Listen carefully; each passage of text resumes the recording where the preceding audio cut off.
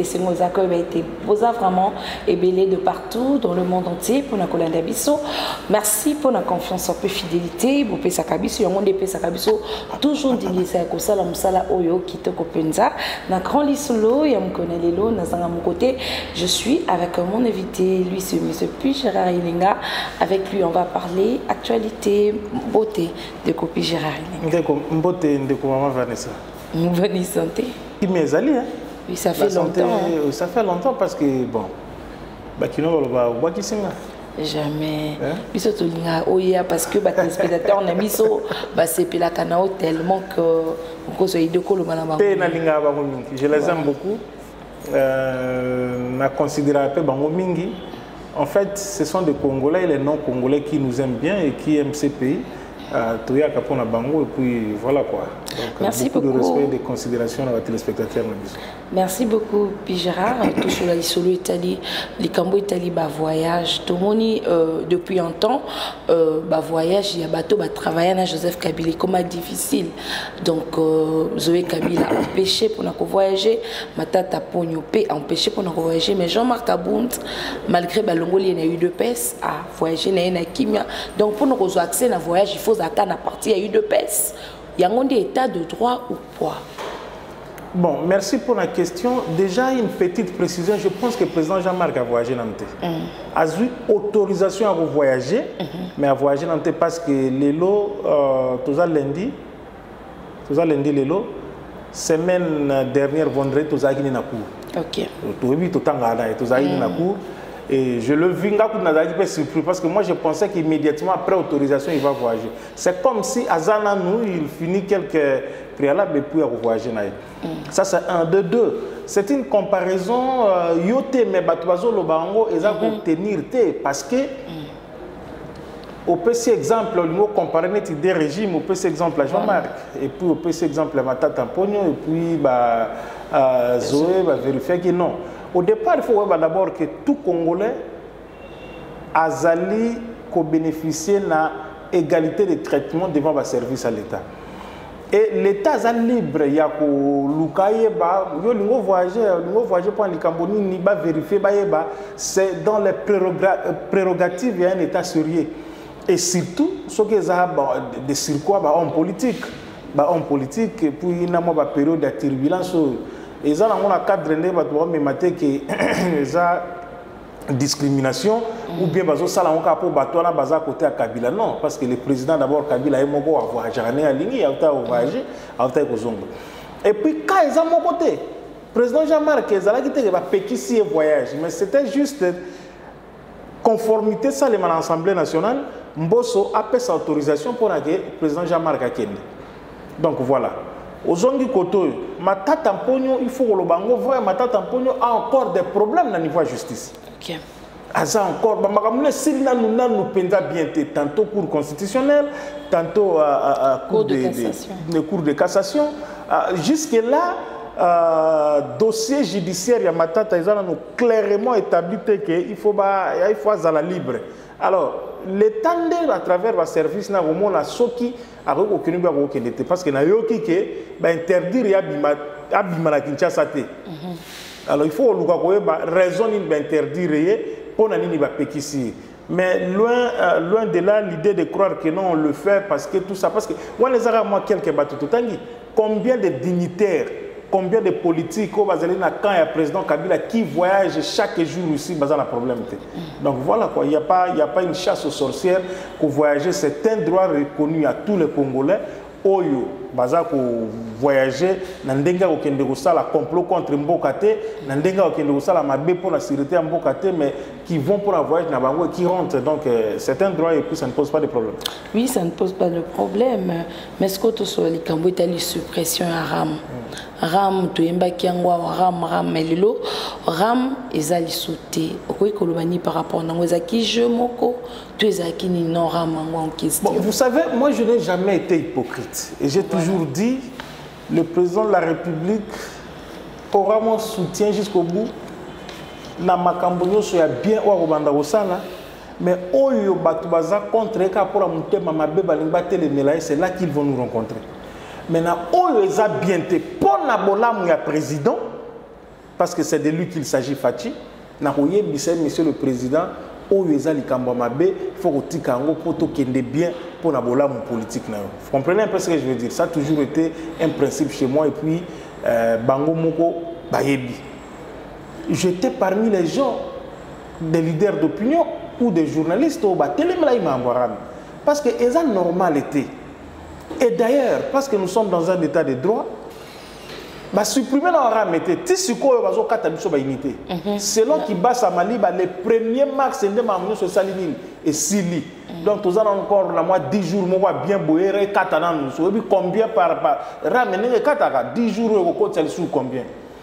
Alors, bravo député, parce que ils ont une prérogative, nous, peuple, on pouvait parler, nous, journalistes et tout ça, mais il fallait quand même, sur le plan institutionnel, député Morozo initiative. Donc, bravo la députée.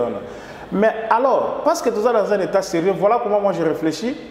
Kiba, ça doit nous expliquer Mbongo et Koti, Mbongo et Kendeki et Ezawapi. D'abord, Ezawapi, Mbongo Ezo Salanini, Mbongo et Zaplasinini. Alors, pourquoi imposer qui soit ramé? Parce que les bateaux Kataram, c'est que apparaît selon l'explication, comme on l'a dit, apparaît sans que Bungo Bango sans que au Katabon ramé. Et pourquoi on nous avait imposé les rames? Pourquoi? C'est ça le vrai problème. Parce que Ram, ils allaient vraiment en torse. Ram, ils allaient il fallait ekende kaka. Il fallait ekende. Et quand je vois même les gens dire merci au président, merci à Fachi pour la Ram, non, on peut sa président merci. Pourquoi? Mais on peut sa président merci pourquoi? Parce que Ram, ils allaient il a bien été. Alors, flatteur comme d'habitude, merci président, merci Fachi, même les institutionnels. Je dis, mais c'est pas comme ça. Et là, Mabé pour la Félix. Et ça dit Mabé. Et ça Mabé pour la. Maintenant que Sili et Sili dans moto kende total bosso par rapport à Mamoussou. Mais et ça pour intérêt à la population. Et ça pour intérêt il y a peuple. Mais je crois quand même que qui bat ça par modestie, il doit quand même nous expliquer mbongo nyosora mikotisi et qui wapi ou bezawapi. Yo moyebi que bandé ko bengsi dans l'Assemblée nationale 2 rendez-vous mobimba. Atikala ko yate pour expliquer peuple congolais ramezani ni mbongo asali nango nini. Ayakate. Est-ce que les londa ko ya pour na kopesa cette explication? Bon, il peut toujours venir. Le pays ne marche pas de cette façon-là. Kibasa, ce n'est pas parce qu'il s'appelle Kibasa, ce n'est pas parce qu'il est lié à Fachi qu'il doit se croire qu'il est un super ministre. Il est un ministre pour quelque temps. Il n'est pas un élu. Après, il est un ministre. Il a se rappeler qu'avant, il était ministre. Il a répondre pourquoi. Mais c'est aussi simple que ça, le devoir de redevabilité. Au ministre de tutelle, Patrick Mouyazo, le changement du narratif. Donc le devoir de redevabilité, aux âmes kondi, il faut rendre compte na peuple. Bakondora ba travailler pour na biso ko banda fachiti mutasuka. Mais il faut ba bisaka biso des fois ba malentendu ezali likolo ba okima kimana. Ko y a l'assemblée pour s'expliquer une question d'un député, c'est un exercice démocratique, un exercice parlementaire normal, constitutionnel du reste. Et non, mais nous avons droit, madame, de savoir pendant tout ce temps. Qu'il nous explique. Au moins, on a pu effectivement, et ça, il peut prouver que bon, on a place, et puis c'est tout. Par raison, on a sous crédit, comme minute, une minute, quelques minutes pour bénéfice na bango. Est-ce que Bazaki peut y a des accords entre Mamboram et Barizo et Bissomboka? Bon, ça je n'en sais pas trop, c'est sur le plan technique. Déjà, Vodacom. Vous savez, Vodacom parce que je suis en train de me préparer. Il y a qui plainte sur le Logonine. Vous savez, Bissoto a une unité, un objectif. Parce que tu es journaliste, nos téléphones, les bureau na biso, au travail, unité, c'est quelque chose de précieux, pas journaliste. Hein? Et pas badge comme des techniciens, des monteurs. Unité chez nous, blague exatée. Et ça, les locaux, SMS loto, un message. Un SMS loto, quelque chose de comme ça. Moi, comme chrétien, j'ai d'azar, je jouer en côté. Et puis, je ne joue jamais. Nazape na tina na ngote. Obi ke kataka. Et kataka ba imité na nenga jeté. Bato baza na Vodacom, baza na sima Vodacom na ndaku ba yebi mama na loba. Na bengi service Vodacom na komi na troisième fois. Na bi maman, un service na téléphone a mutu faisant na bénéfice na ye. Na za na tin na service ote bozo katanga ba unité pour rien. Bon longole langa yango. Nous avons pris en compte votre préoccupation quand nous allons résoudre zela. Na moni tour liboso ba longoli. Après quelques 2-3 jours ezongi lisusu. Na bengi ba longoli. Après quelques jours ezongi lisusu. Donc on appelle ça une autre forme ya rame ya moyibi pe parce que bozo kata batu ba unité ba makana ba abonné Vodacom ba yebi. Donc bozo kata mutu ba unité na service oza na tina na ngote.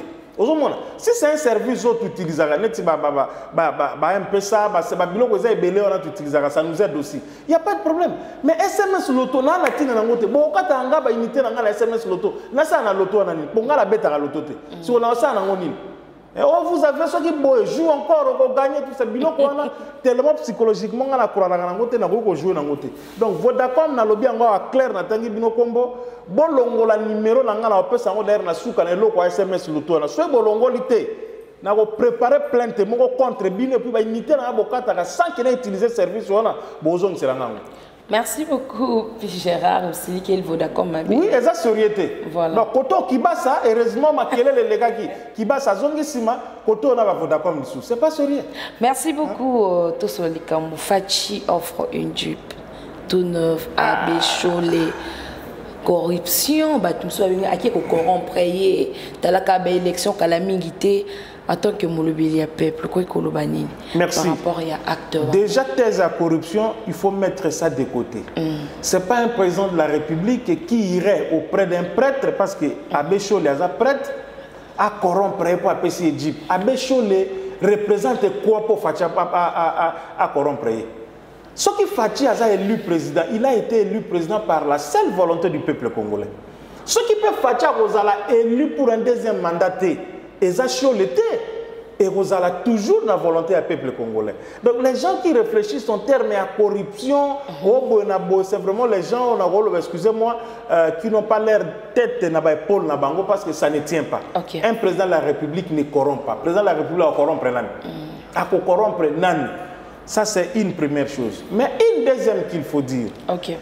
Namboka Oyo, j'ai discuté avec un monsieur, c'est un catholique fervent, pratiquant intellectuel, qui me dit que le droit canon, c'est le droit catholique, c'est un droit particulier, certes pour lequel les droits congolais positifs pour se référer pour la question c'est tellement en église tout ça, mais c'est pas un droit qui est applicable chez nous na Congo, c'est pas notre droit positif congolais. Vous comprenez? Oh, et ça bongo, banda ba belge batika à chaque nomination va prélat, c'est-à-dire avec et consort, il faut président pesa bango ba jeep. Nabi monsieur. Ils allaient repris la disposition légale en vigueur na RDC wapi na loi nini na place nini na mobeko nini au biloko wana ils allaient repris.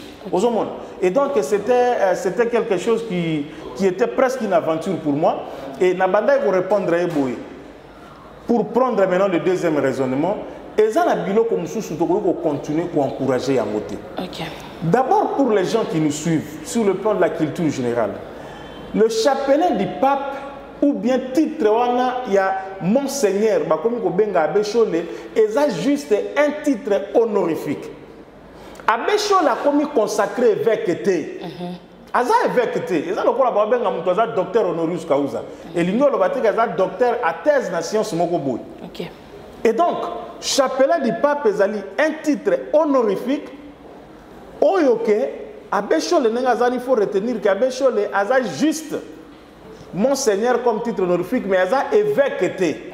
Il n'est pas consacré évêque. Et ça, c'est très important et on doit le savoir comme tel. Alors, président Kopé sa Égypte, moi je trouve quand même que c'est excessif. Après, c'est Égypte à l'occasion de quoi? Pour te réfléchir. Il y a un moment dans la vidéo, il y a Gilles Bonière na Tongo à ce qui Singapour. Mais ces gens-là, ils sont des spécialistes en communication. Ils nous voient des fois, mais ils font passer des choses sérieuses. Mettez sur la vraie vidéo. Alors, on l'embipé. Quand on a besoin de Jeep. Quand on a besoin de Jeep. Au moins, j'ai dans un style comique là, mais il vous passe un message. C'est ça. Parce que, c'est vrai, c'est le rôle de l'église, mais ce n'est pas quand même un show qui est Moutou Azali sans merci. À l'endroit même, il y a un régime, mais à l'endroit, il y a Félix. Sans merci. azape na makolote asengi pe Félix JPT. Allez, Félix c'est pourquoi kayoki que non abechole azali a commis monseigneur par honneur à que peut ça JP. Je crois quand même que c'est excessif. Zala qui penza opportunité. Et encore que pour moi, batouangona qui sont dans l'image du chef, dans multiples formes, on pouvait peut-être dire au chef qu'il pouvait donner ses cadeaux par une personne interposée, sans même filmer, sans faire de bruit, sans filmer. À quelqu'un a filmé, on a sorti wapiango, directeur de cabinet Azali, conseiller Azali Bienani, Azui Jeep va payer. Parce que sincèrement, et choqué quand même Batoumoussous, il faut le dire. Yango Moni, comme je le disais, Gilles Mouniara lobby que ça peut Félix, ça peut ça peut Jeep. Parce que comme moi boy, Bengio Bakabeli au Jeep, et pourtant, Chole n'est pas consacré évêque, mais il est juste chapelet du pape, un titre d'honneur en reconnaissance et à Misala, Naye, Nandengi, Naye, pour se comporter dans la église. Donc voilà. Et pour moi, je ne suis pas vraiment pour Babylone Kouanga parce que je me dis, c'est juste une question d'honneur. C'est un acte de cœur au Félix Assali. Mais je pense que parce que comme une coutume et comme une habitude et les faits précédant le droit par rapport à la principe, je pense que Luka Moye va embellir yango. Biloko ya que musicien Koufi, gouvernement Misimbongo va kundier. Et comment on a la loi à mon côté? Parce qu'à côté, grands professeurs d'université qui font honneur de ces pays, des grands journalistes qui font honneur de ces pays, na bato belé bazawana, bakufaka, balekana na ba ngara musupambabo. Tout le monde va confier consort, dadju tout ça, bazui. Passeport diplomatique comme ambassadeur culturel. Mais les journalistes peuvent aussi, à une certaine catégorie, président, je vous honore pour le travail que vous faites, besoin d'un passeport diplomatique pour vendre aussi le pays dans une certaine manière ou d'une autre. Donc, le comment est habitude que les musiciens sont bakoufi et comme habitude, ceux qui vont nommer cardinal, va nommer évêque, il y a un diocèse tel. Président Pessarabadjib, et pourtant, tous un pays laïque, au regard de l'article 1er de la Constitution, la RDC est un État laïque et un État religieux. Alors, l'église de réveil, la Félix, on va faire ceux qui m'ont tout tel, ceux qui pasteur, les musulmans qui sont les musulmans congolais, ça va être la même chose. Les protestants, oui, notre président est SCC, ça qui est payé à Égypte. Donc, sur le plan peut-être il y a loi, ça une forme légale. Mais tu parce que tu retournes à président. Mbongo président peut si Jeep on est dans 90 000. Félix Azumbongo Azumbongo a poche ou bien Azumbongo a fonctionnement à présidence. Ou bien puiser 90 000 donc ça pouvait se passer sans bruit. Et ça un acte de cœur président Sali et ça une obligation et Sali et là comment Sali na mutema na pour akuta ba prédécesseur na ba sala ngobongo. OK, merci. Mais je rappelle que Chole a évêque était. Chole est juste monseigneur à titre honorifique, mais il n'est pas consacré évêque parce que Azana diocèse moko azo dirigé. Puis en termes d'âge, bazala na moi ba critère na âge déjà à Chole les a compliqué pour comme évêque. OK, merci beaucoup. À 60 ans, je crois. Merci beaucoup, Gérard. Tout cela, dans les élections, il y a gouverneur, on a vice-gouverneur. Visage ni bacha, nani ba pone pone sika mutongo pe azala ndengeni, azalo lengeni. Selon eux, parce que badega et belé zaliko c'est passé dans la ville de Kinshasa, vous autres la mboka ndezaiko zala na minito. Visage ni no fait au koikomona.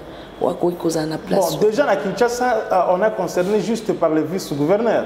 Donc c'est lui qui doit remplacer Fungwa Bangamou et Batoumola. Oui. Alors, donc celui-là, comme vice, ne sera que vice. Je appelle ça un point de vue personnel. Vous savez, les remplacements à Batounio Soana à travers la province où ils ont vide par rapport au gouverneur, au gouverneur va plus intérimaire. Moi, si ça ne dépendait que de moi, est-ce légal ou pas, ce qui dépendait de l'élection où ils ont tinaté. Ah bon? Ah oui. Mais tous on a 2 ans avec l'élection. Dans 2 ans, 2023, à l'élection, vous allez nous organiser l'élection, il y a un gouverneur avec vos corrompus députés provinciaux ici, qui sont à la merci des gouverneurs, qui sont des marchandises politiques. Au moins, les députés provinciaux, ce sont des vraies marchandises politiques. Si on est en Équateur, et ça, des marchandises politiques, bobo, ana bobo, bolo, kwana, somba bango, a manipuler bango nengalingi. Donc moi, je crois même que dans les prochaines réformes, on doit nous éliminer, nous soustraire de notre arsenal institutionnel politique, bilo koloko la assemblée provinciale. Donc, ils ont surchargé à l'État pour rien. Et on a plus à faire aux gens qui n'ont soif que de l'argent. Et quand ils deviennent là-bas, comme on a bango pour la bango zambongo. Corruption ou pas, vous avez un gouverneur médiocre net sur l'Équateur qui tue la province, qui tue bien la province, mais des députés provinciaux, ils ont le pouvoir, il y a le gouverneur, les députés provinciaux, ils ont côté la gouverneur. Et parce que, tout simplement, le gouverneur les a corrompus, bien corrompus à bango. Les députés provinciaux, ils ont un système à côté. Chaque fin du mois, ils ont 4 sachets, 6 crédits, 250 000 francs congolais et pas gouverneur à ça. Si vous continuez devant le gouverneur. Donc, on a l'élection est inopportune. Et vous avez dépensé pour rien. Et pourtant, vous avez déjà l'élection. La province, il fallait éthique à la caca. Vous avez conduit intérimaire et que VPM Acelo a confirmé l'intérim na bango. Nous avons connu un tel cas en Équateur avec Makila et Kendeki. C'est Baïndé qui est resté gouverneur jusque dans la législature Elandaki. Vous allez vous rappeler de ça. Tozan à Congo central. Mbachi, je crois. Le vieux Mbachi, non? Non, Azalaki avant Mbachi. Je ne sais pas si tu as dit Tumbu Mbachi, mais de coup, Azalaki vice-gouverneur. Oui. Quand tu l'es parti, alors non, vieux Mbachi, effectivement. De coup, soit Tikala vice-gouverneur à Congo central, va confirmer intérim, tina l'élection. Tina échéance pendant l'élection. Donc, moi, je pense que ça va dépenser de trop pour rien. Et en ce qui me concerne, je crois que ces élections, à niveau gouverneur, sont inopportunes. Mais quand cela ne tienne, organisé en gros, je ne m'attends pas à grand chose parce que c'est un problème de quota politique. Vous voyez ça au Kasaï oriental.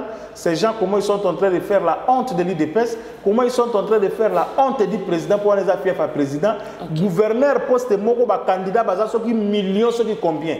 Et jusqu'à ce qu'Augustin Kabouya a dit, ceux qui vont rater, on va aller aux primaires pour nous départager. Et ça manque de responsabilité parce que tout le monde a comme un gouverneur pour se faire de l'argent, pour nous comme un bon belé, tout ça ainsi de suite, mais pas pour servir le peuple. Oui, merci beaucoup, Pi Gérard. Tokom Nasuka, il y a émission Nabiso, mais Lilobanayo, il y a participation.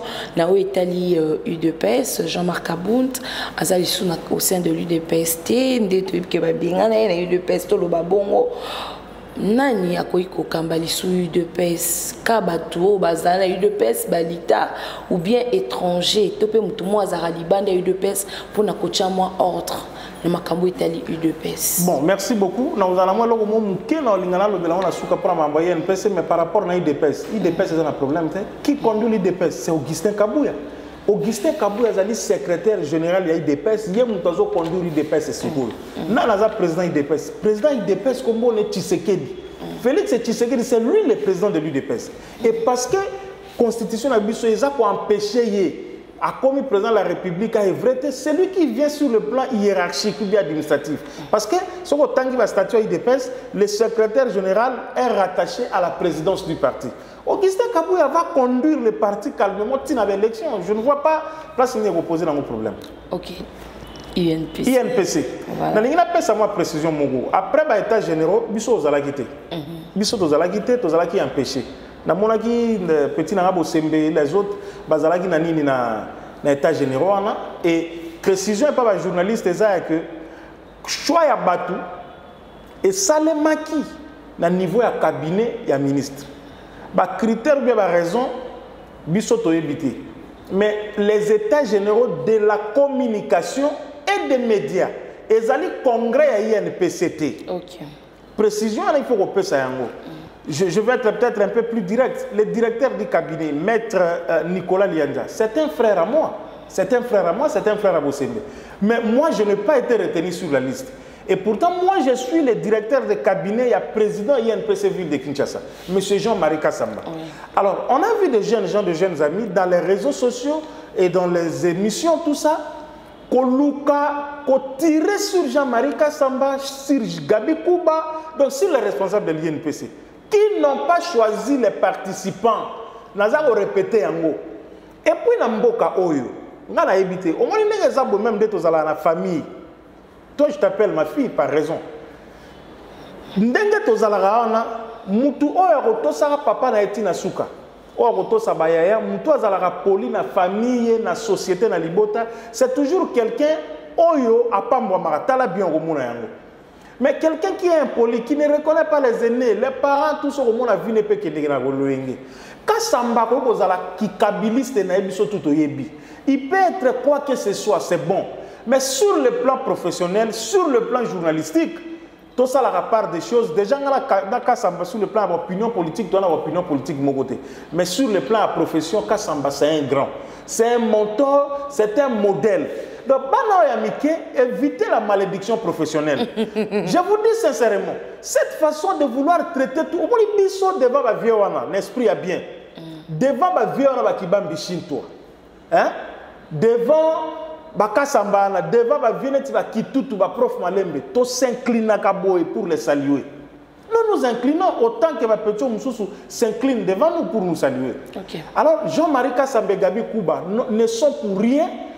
Jeunes gens, jeunes confrères, évitez la malédiction professionnelle. Kassamba Ponagi Moutouti a été même surpris.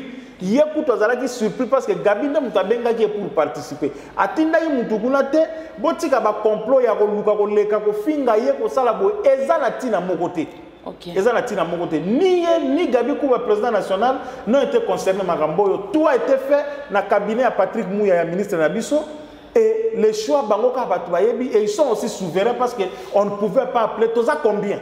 Toza combien de journalistes. Biso Kendagi Mwanda, Bamsouba Kendagite, Bamsouba Ken état des généraux, Bamsouba Kete, Toroken de congrès, Bamsouba Zana congrès, Bamsouba Zalate. Et encore que la plupart rebellés, Baolobana, Bazalape na carte INPCT. Et ça, c'est une précision de taille que je voulais donner. Peut-être prochainement, on va revenir sur un dossier très important au Bakangi, DG à.